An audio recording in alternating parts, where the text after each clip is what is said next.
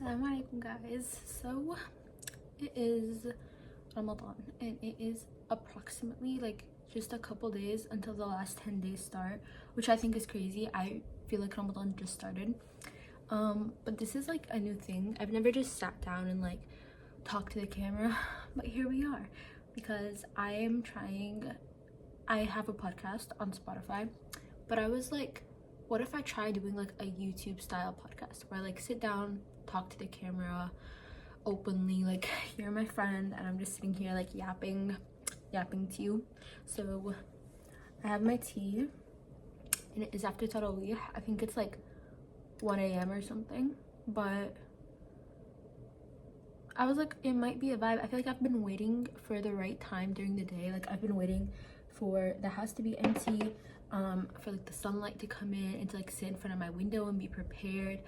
But then I was like, you can't wait for the right time. Sometimes you have to create the right time. So that is our first piece of wisdom for today. And today, honestly, the topic I'm feeling, okay, I want to talk about this Ramadan in general so far, like my goals and how I've been doing on them, pros and cons. And I also want to talk about the last 10 days because I feel like we need a reset before the last 10 days. Like we made our goals, we made our intentions at the beginning of Ramadan, and alhamdulillah they've been going great, but past 10 days is like, it's a new battlefield it's a new battlefield that we're entering, and we need to be prepared for it because Laylatul Qadr could come at any time. So I have my journal in front of me right here, I have my tea, I have my water, and let's get right into this thing.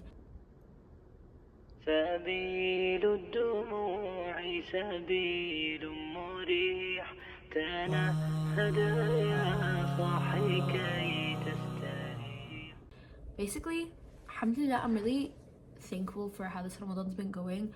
I feel like I was talking to my mom earlier and I was like, if I were to describe this Ramadan in one word, it'd be growth. Like last Ramadan I described it as peaceful, this Ramadan, growth. Because I feel like I was excited for it at the beginning, you know what I mean? Like I didn't go into it with a slump. No, I went into it like energetic. I was ready, I had my goals. I made a video on here about my goals and I feel like I was ready, you know what I mean? I was like, I want to pray all night, read my Quran. I was like prepared. And then I feel like when I went into Ramadan, my goals kind of reinvented themselves, and I feel like I learned so much more.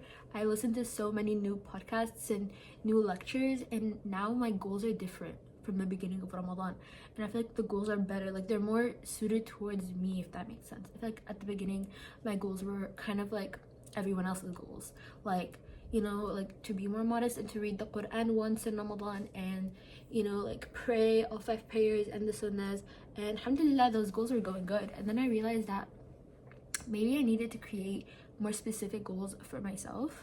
And after listening to some people talk, like, you know, I've listened to podcasts, girls my age, I've listened to some like omar, suleiman, institute, some like shuyukh, you know what I mean?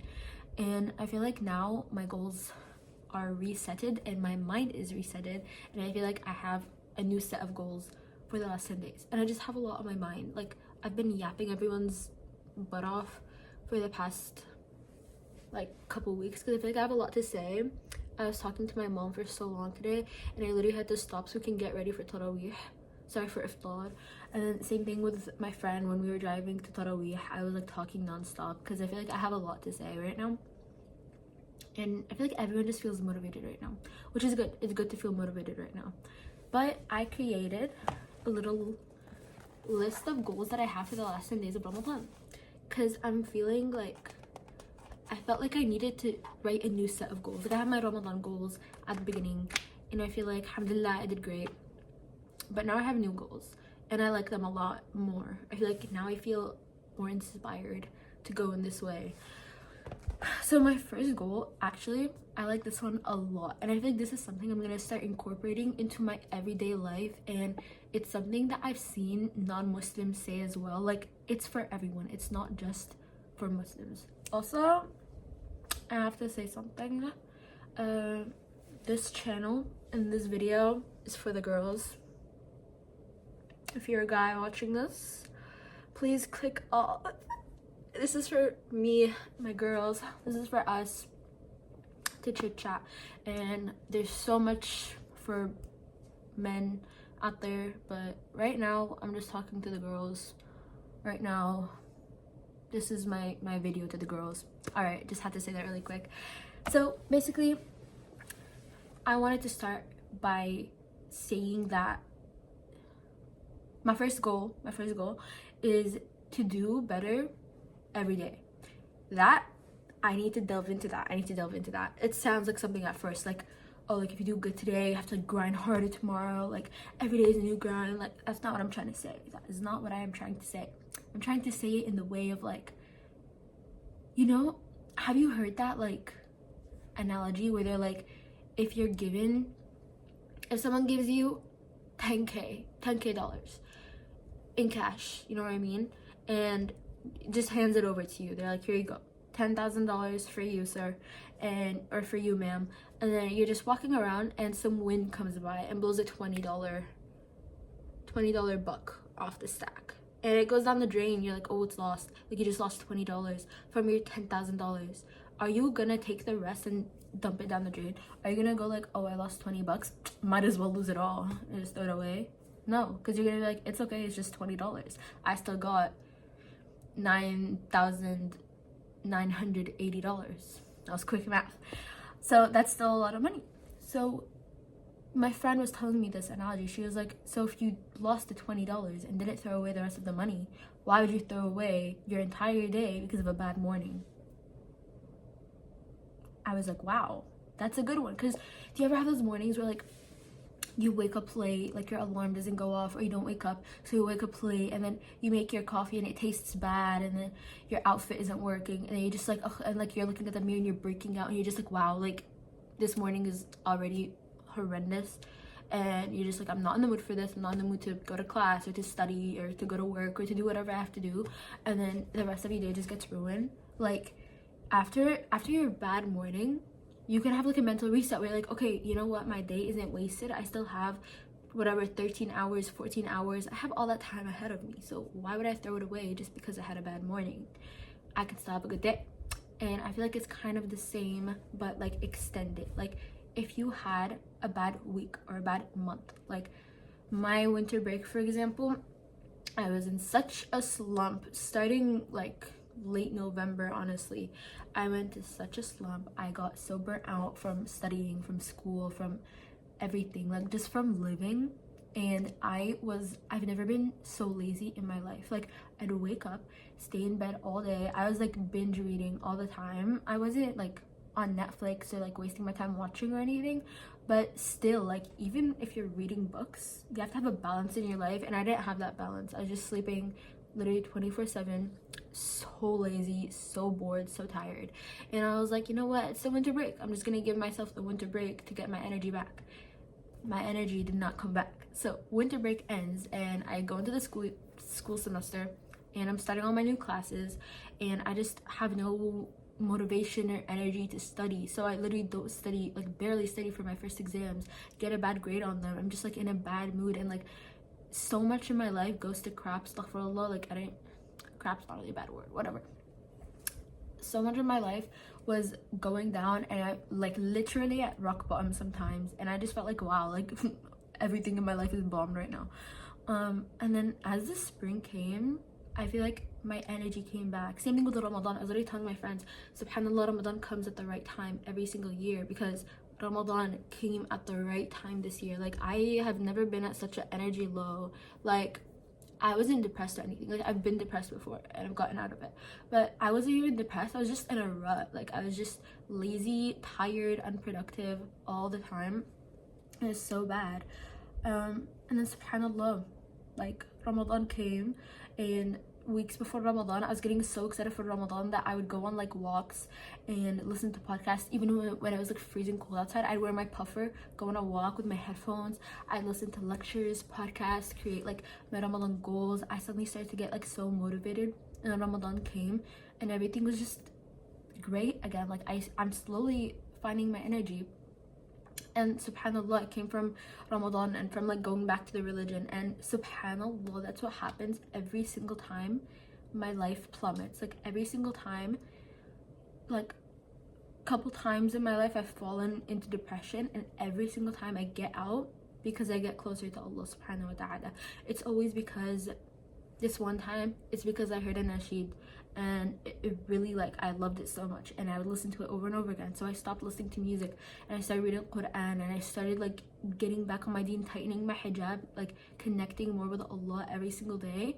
Subhanallah, I get out of the little depressive episode I had every single time. Subhanallah, it's because I reconnect with Islam.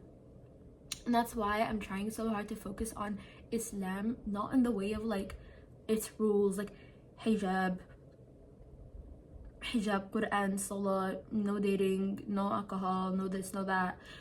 Like when you focus on like the bullet points, you know what I mean? Like this is what you have to do, this is what you don't have to do. And it's just like, okay, like so that's the religion? No, it's not. The religion is so much more. And I find that when I focus on the so much more part, like when I focus on the stories of the Prophet and the Quran and like my connection with Allah subhanahu wa ta'ala and how I see Allah, everything becomes so much like I feel a real connection to the religion compared to when I'm looking at it as like a list of bullet points. Like, okay, I have to cover my hair, to cover my body, I have to not talk to boys, I have to not curse, I have to do this, have to. But like when I feel connected to Allah subhanahu wa ta'ala, I want to. Like I want to cover for the sake of Allah, and I want to only hang out with my girls for the sake of Allah, and I want to do everything for the sake of Allah. I want to study for the sake of Allah. I want to work out for the sake of Allah. Everything becomes intentional for the sake of Allah. And that's my advice to everyone. My advice to everyone who's looking to be a better Muslim, because I think we're all inshallah looking to be better Muslims. You know, there's no such thing as like a good Muslim. Like only Allah can say who's a good Muslim. But there is such a thing as trying to be a better Muslim, which I think we all are. So my advice and what's worked for me every single time is to focus on your iman. Focus on your connection to Allah subhanahu wa ta'ala, not on the rules, not on the halal haram. Like focusing on Allah, on the Quran. Your connection with the Quran is so important because the Quran is literally Allah's words. Like it is a book of words that Allah subhanahu wa ta'ala spoke to us, and we get to read it on a daily basis. Like what? I don't know. It's like when I think about it, I'm like, that's crazy, isn't it? Like it's here. Like I can just hold it in my hand. I can just look at the words. Subhanallah.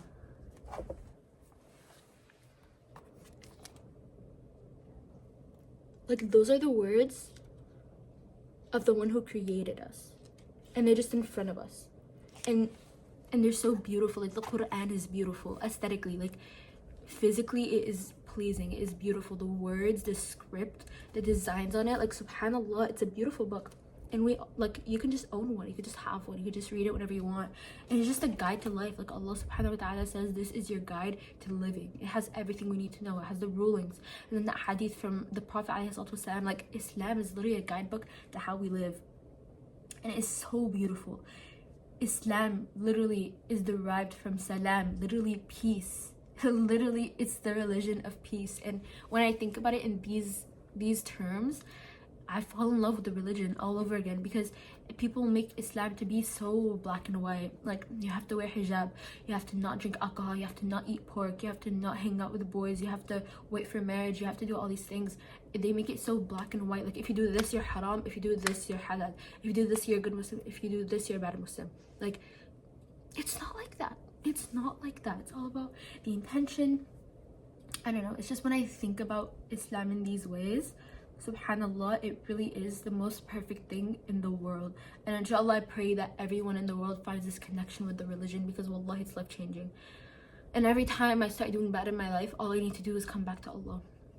Take one step to Allah, He takes 10 steps to you. Subhanallah. I don't know. What was I talking about? I was talking about doing better every day, taking a step forward every day. That's what I meant. Like I was talking about my rut, I was talking about my slump, about having low energy, this, that. Something that I like, I heard, I think this was on a podcast, and the girl was singing to take a step forward every day, which I liked a lot. Do better every day, forget yesterday. Like, for example, let's say, for example, I prayed all my prayers late. Like, I missed all 5 prayers. I prayed them all late before I slept. I didn't have good khushu'. The next day, I don't have to think like, oh, I did bad yesterday, so like, how do I explain this good? Like, for example, if I didn't pray any prayers yesterday, and then today I woke up for Fajr, but I still missed Dhuhr, Asr, Maghrib, Isha, at least I prayed Fajr. Like, you know when people say like, oh, I'm gonna wait until I'm ready for hijab and then I'm gonna wear it. Like, I'm just gonna wait till I'm ready. I'm gonna wait till I want to wear it.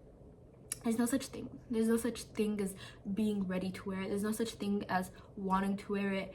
And I am a master of this subject. I wore hijab in 9th grade. So about like 4 or 5 years after I was supposed to wear it. And I wore it because I would think, like, for so many years I was considering it. I was like, I should probably wear it. Like, all my friends are wearing it. Everyone my age is wearing it at this point. I'm the only one who's not wearing it. And I'm like, why don't I want to wear it? I was like, okay, I was on a swim team back then. I wanted to keep swimming with my hair out. I was like, it's too hard to wear hijab on a competitive swim team. I just wanted to swim, be free, hang out, you know what I mean? I liked having my hair out, as everyone likes having their hair out. Everyone in the world wants to have their hair out. If it wasn't fard, no one would wear hijab. If it wasn't fard, no one would wear hijab, because no one wants to cover their hair. No one wants to cover their whole body in the summer when it's hot. No one wants to cover their body at the beach. And no one's ready to do it. And no one loves it 24/7. You're not going to love hijab 24/7. But you're going to understand the intention of which you are doing it. You're doing it for the sake of Allah. So you're never going to be perfect.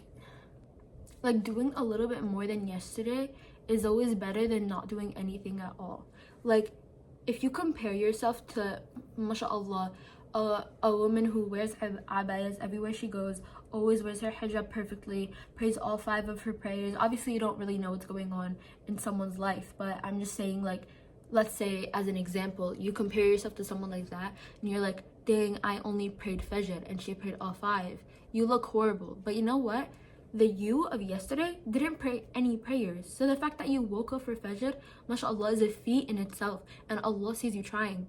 So you pray Fajr today. The next day, Fajr and Dhuhr, or Fajr and Maghrib, whatever. Just keep doing better every single day, and inshallah, eventually you're gonna get there. Keep making dua. Dua is such an important thing that we don't talk about enough. Like, you can just anytime you want, you can just ask Allah. You can just be like, Ya Allah, help me pray all 5 of my prayers on time.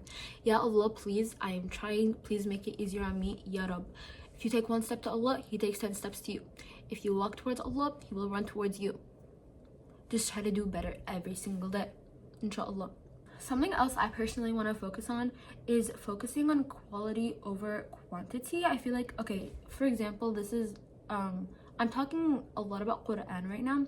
Every year, one of my Ramadan goals is to do a khitmah of the Quran, like to read the Quran once throughout. And alhamdulillah, almost every Ramadan I've been able to do it, and it's been successful. Wait, let me just have some tea really quick. So every single Ramadan I've been pretty successful. But then this Ramadan, I was trying to get my pages done, and I realized, like, I didn't feel like it was helping me. Like, I didn't feel like it was making me better. Like, whenever, because right now I'm trying to memorize a surah. I'm trying to memorize Surah Maryam.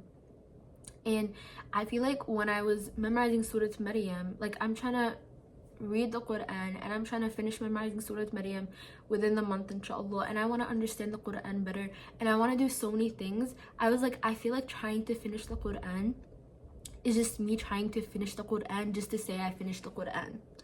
Like, I feel like at the pace that I'm trying to memorize Surah Maryam, I feel like I was reading basically as many pages as I would read if I was trying to do a khitmah of the Quran, but it was just fitting my goals personally better. Like, for example, some of my friends are trying to do a full khitmah of the Quran, but they're not memorizing a surah at the same time. I'm trying to memorize a surah, for example, and I found that me personally, it helped me better to relax on the reading I don't have to do 20 pages a day. I can do 10 pages a day, or I could do 5 pages a day and work on memorizing Surah Maryam and watch some videos on tafsir, and at the end of the day it was aiding me better in my goals. So I deleted that goal. Like my goal of reading the Quran once in Ramadan, it's deleted, because I feel like even though it's a beautiful goal, and I'm not deleting it for the rest of my life, I'm deleting it for this Ramadan, but I feel like it's a beautiful goal, but for me it wasn't aiding me in my goals, in my journey, whatever you want to call it.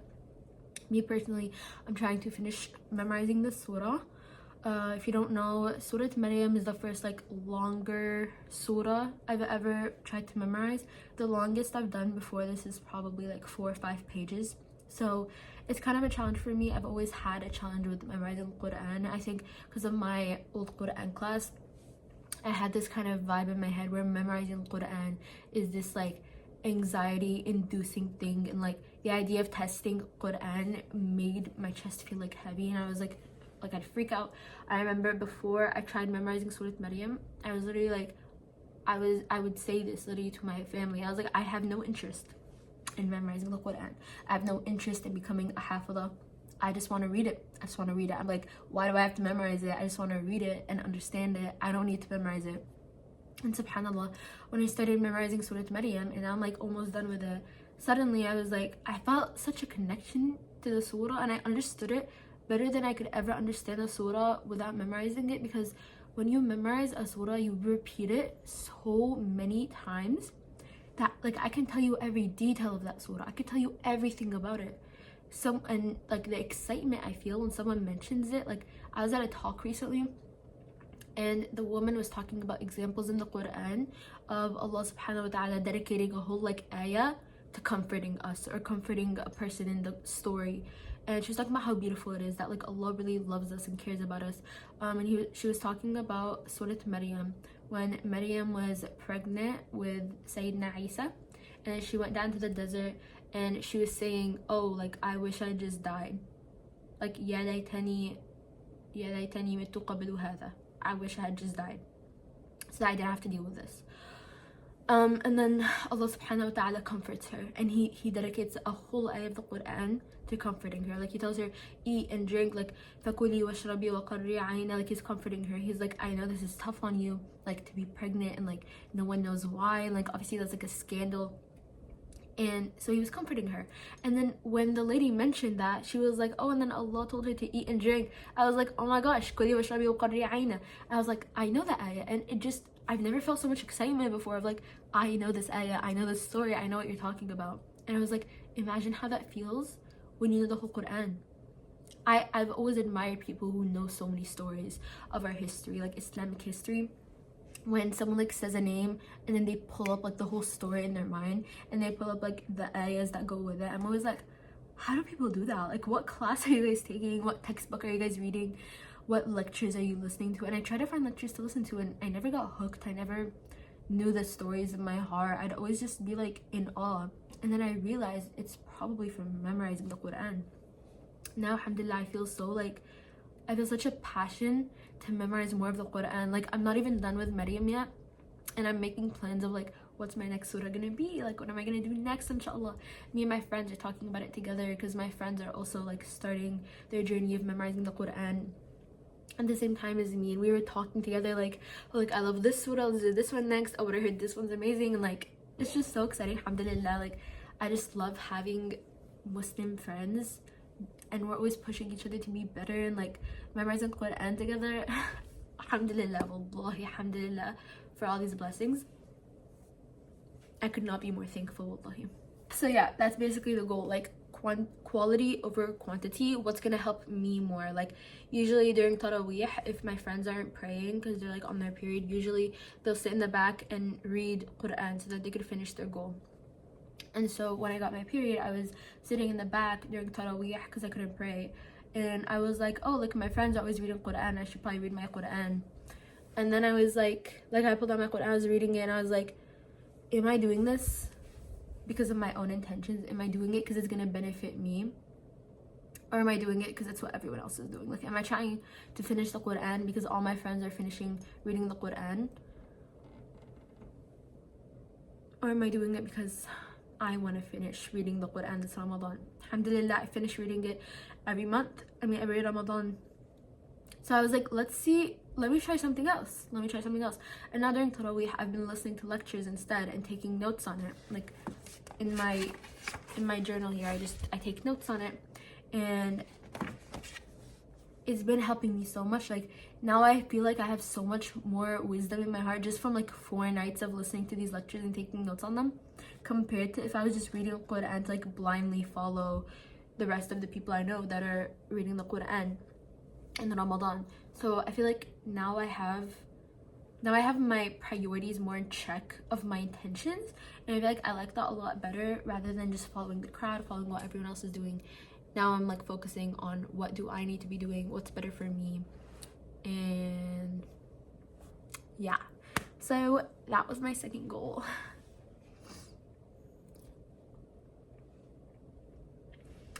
Okay, my third goal for the last 10 days, pretty basic. I'm not gonna delve too deep into it, but it's just about hijab.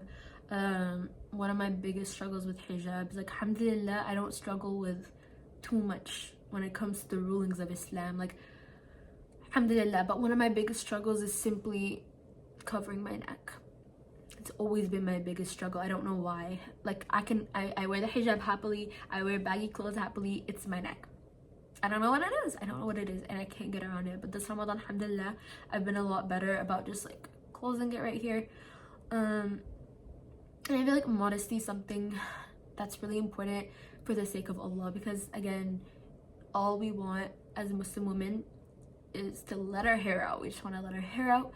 We just want to wear cute clothes. We just want to, you know, go to the beach and swim and be free, you know what I mean? But we do this out of our love for Allah subhanahu wa ta'ala, because this is something that's like, it's not easy. It's not something that we can do. Like for example, salah,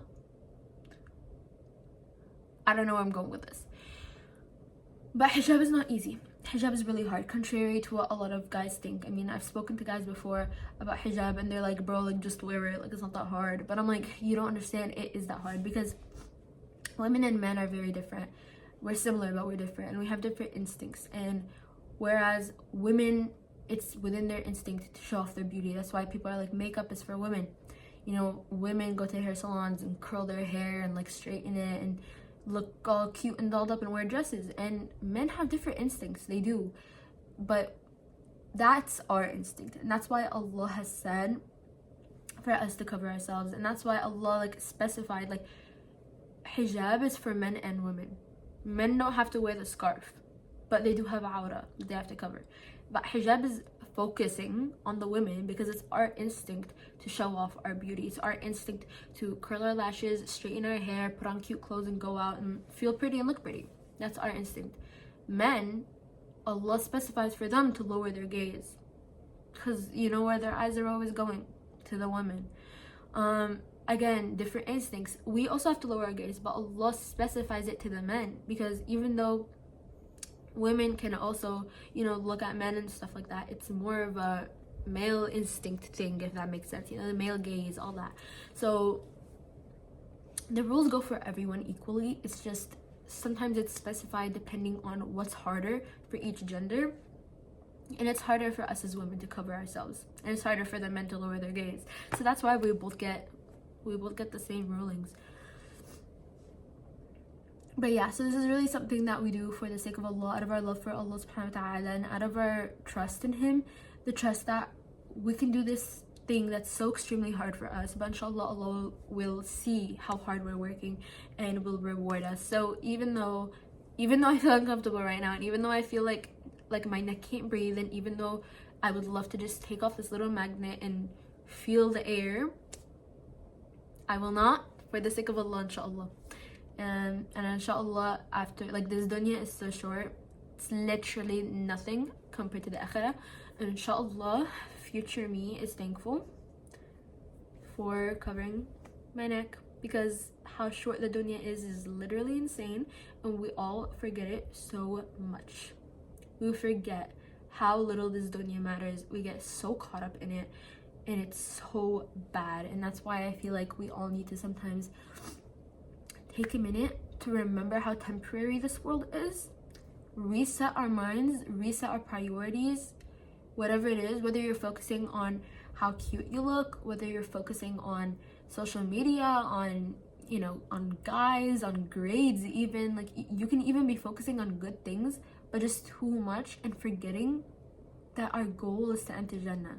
Like, you can get as many A's and hundreds as you want, but if you're not working to get to Jannah, then it's all useless. Because who wants to go to Jahannam? No one. It's terrifying. The stories of Jahannam are terrifying, and the description of it is terrifying, and the last thing any of us want is to go to hell. So it's important to remember our final destination. I've never actually seen that movie. It's important to reset our minds and gear them towards what's right and what's seriously important. And that's why we're doing this little chit chat right now. Anyways.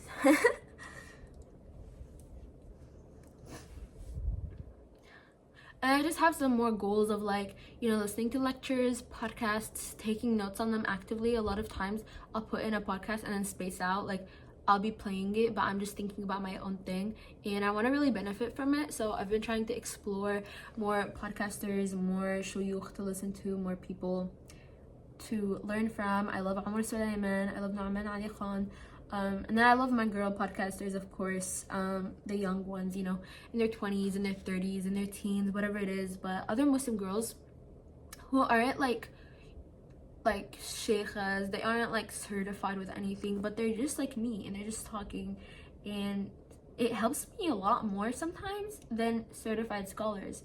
And I think it's just because we're all struggling with the same thing. Like, we're all struggling with hijab, we're all struggling with, you know, not wearing makeup, we're struggling with focusing on the dunya too much. And when I hear other girls talk about it and talk about things like connection with Allah, connection with the Quran, connection with hijab, all these things, when I hear them talk about it, it motivates me and it inspires me and it reminds me of the goal. And sometimes, since we're girls who are similar ages, who are struggling with the same things, sometimes they have some pieces of wisdom, and sometimes they impact me a lot more than people who are talking to the general crowd. Like, when shuyukh talk to the general crowd, like, I just listened to like a 30-minute lecture today, and I didn't benefit much from it because it was an excellent scholar, mashallah, but he was talking to parents about telling their kids to pray. And like, because I remember the thumbnail was like, you will never miss a prayer. After watching this video, I was like, oh my gosh, let me watch that. And it didn't help me that much because it wasn't geared towards me. It was geared towards children and parents mainly, and not towards me. So yeah, when I watch things done by people my age, my gender, about them, about me, I feel like it impacts me a lot more sometimes. So if anybody has any podcast or YouTube recommendations of people my age, or like just girls, not my age even, if you're in your 30s, if you're a mom, I don't care, but something about it being done by like girlies just living their life impacts me a lot. So I can also put some of my favorites here if I remember. Actually, I don't know if I'm gonna remember. I like Hanan's Corner, I like Journey to Jannah on Spotify, I like The Healed Sister on Spotify, I like mihed Asma, that's her name, right? Yeah, I like lots of girls. They're on YouTube. I can put their names if I see them. I want to delete TikTok in the last 10 days. I'm not on it too much, honestly. Like, I feel like if I'm wasting my time, I'm not really on TikTok that much, but I want to delete it anyways, just to make sure that I absolutely do not go on it. Oh my gosh, this is so important. This is so important. You guys don't understand. Apparently, I was listening to a podcast. I said that a lot. It's because I listen to a lot of podcasts and they all help me a lot. But apparently, you can lose your Laylatul Qadr if you do this thing. hold on, because this is crazy. When I heard this, I literally sent a voice message to my friends. I was like, you guys have to hear what I just heard, because this is really bad.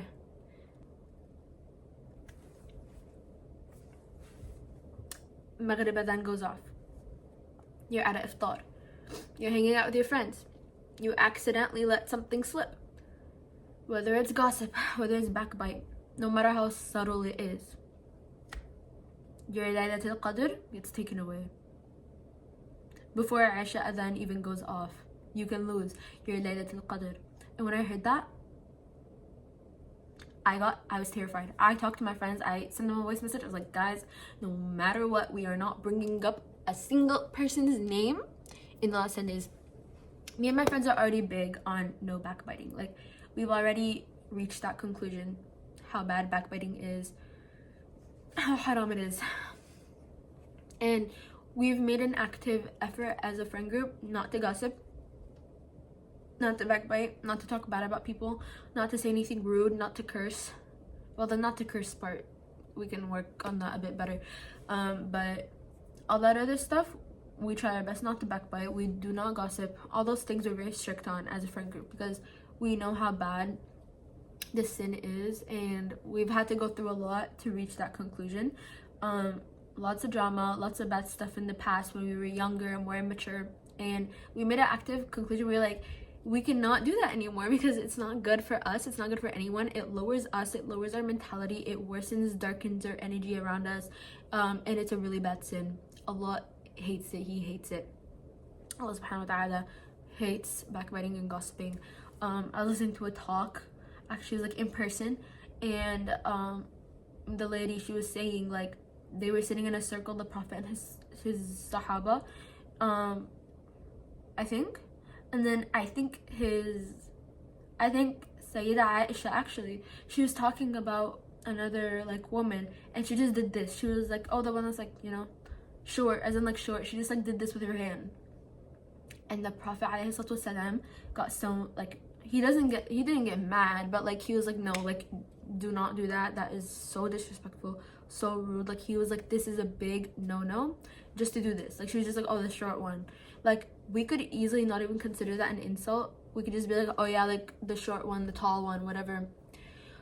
And it's scary how easily we can sin without knowing that we sinned. Like, we can so easily backbite without even noticing that we backbited, because we brush it off as something that's so, like that whole culture of saying, like, oh, this, but I love her, like, she's so annoying, but, you know, like, I love her. Or, like, oh, I love her so much, but, like, what she did was so wrong. Like, it could be these little things. Like, sometimes we think backbiting is this thing, like, oh, her, like, she's so ugly, or, like, oh, her, like, she's I hate her, she sucks, you know what I mean? Like, we think that backbiting is like that. Or we think that, like, we think gossiping has to be like, oh my gosh, did you hear what she did? Oh, that's horrendous, like, I can never imagine. Sometimes it's not that obvious. Sometimes you just say something like, oh, like, you know, I love her, but, like, I just don't think she would do something like that. Or you could just be like, yeah, like, that was a bit, like, I don't know, like, I'm just not gonna backbite. Like, you know what I mean? Like, sometimes you say stuff like that you wouldn't construe as backbiting. You'd be like, oh, but I didn't, like, actually backbite. But it's like, to Allah subhanahu wa ta'ala, yes, you did. And you can lose the reward of an entire Laylatul Qadr just from saying something like that, just from talking about someone, whether you consider it to be awful, whether you consider it to be bad, whether you're like, oh, it's not even backbiting. If Allah subhanahu wa ta'ala sees it as backbiting, your Laylatul Qadr is gone. And that is awful. Imagine, before the Isha adhan even goes off, like, imagine you go to the masjid, you pray Isha, you pray all the taraweeh, you do qiyam, you stay up all night reading Quran, praying, making dua. Guys, my phone just died, and I swear I thought for a second it just deleted 40 minutes of footage. I was actually about to tweak out. I swear that was a test from Allah, but alhamdulillah. I feel like I dealt with patience, because I actually thought the entire 40 minutes of footage got deleted, and I was so done. I was actually so scared. Anyways, alhamdulillah, it's saved. I don't even know what I was talking about. I was talking about backbiting in the last 10 days. basically, yeah, we're just not backbiting, inshallah, because that's terrifying and none of us want to lose all that ajr that we could be getting. So yeah, simple as that. Let's just not backbite. Okay, the next one is for my fellow students. I have an exam on the 27th night, and I have an exam on the second day of Eid, inshallah, a lab practical on the second day of Eid. So one of my goals is for you students and for me, inshallah, to have a study ibadah balance, inshallah, because it can go both ways. You can either disregard your studying and focus on praying and doing amazing in the last 10 days, or you can ditch your ibadah and study good for your exams. Those are both bad. Those are both equally bad in my opinion, because studying is a form of ibadah in my opinion if you make the right intention. Like if you're making the intention, I want to study for the sake of Allah and do good on this exam for the sake of Allah so that I can get my degree, get my whatever you're doing, bachelor's, master's, whatever it is, med school, law school, wherever you're at. I want to pass this exam for the sake of Allah so I can do good, so I can use my education for the right thing in the future, inshallah. I believe it counts as ibadah, and everyone else believes that too. I think with the right intention, anything could be ibadah. Anything halal, obviously. Like going on a walk is a form of ibadah with the right intention. Exercising, eating. If you're eating with like the rule of thirds that the Prophet ﷺ said, like if your stomach is 1/3 food, 1/3 water, 1/3 for air, and you're eating with the intention to feed and nourish your body that Allah gave you, ibadah. So I think having a good study ibadah balance is perfect, because also if you ditch your ibadah to study, astaghfirullah, that is not what you should be doing. If you're like if you skip a prayer to study for your MCAT, astaghfirullah, like you cannot leave what's fard. You cannot leave Islam to study. No one ever said that. The Prophet never said that. No one ever said you can leave your fasting to study. But if you leave your important studying to go pray, or if you leave your studying to go pray taraweeh, or if you leave it to go memorize Quran, there will be barakah in the shorter time that you studied, inshallah, because Allah knows that you left something important to you so that you can go do something for Him. And Allah subhanahu wa ta'ala doesn't need you to pray. He doesn't need you to read Quran. He doesn't need you to make dua. He doesn't need anything. He doesn't need anything from any of us. Nothing we do benefits Allah subhanahu wa ta'ala.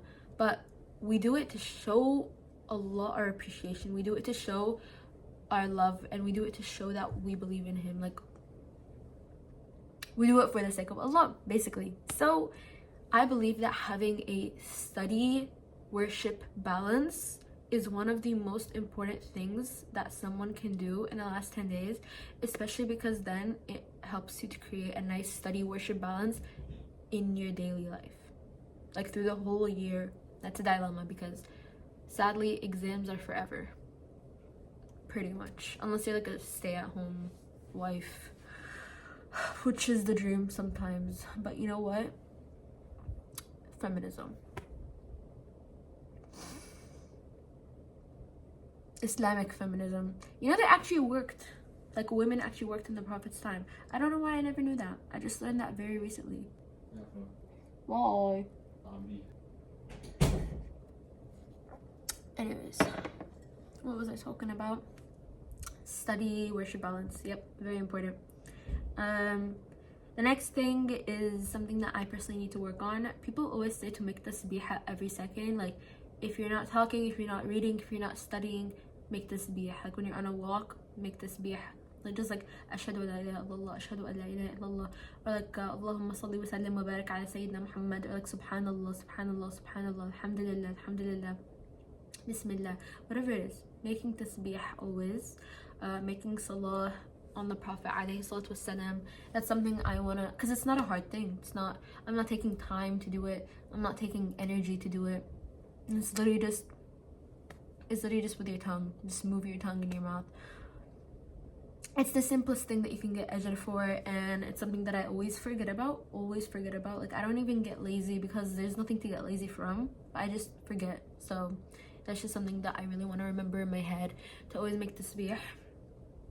And I just want to make the intention for everything, like I was saying earlier about how if you make the intention, anything could be construed as ibadah. And I want to remember to make the intention for everything, like this podcast or this video, whatever.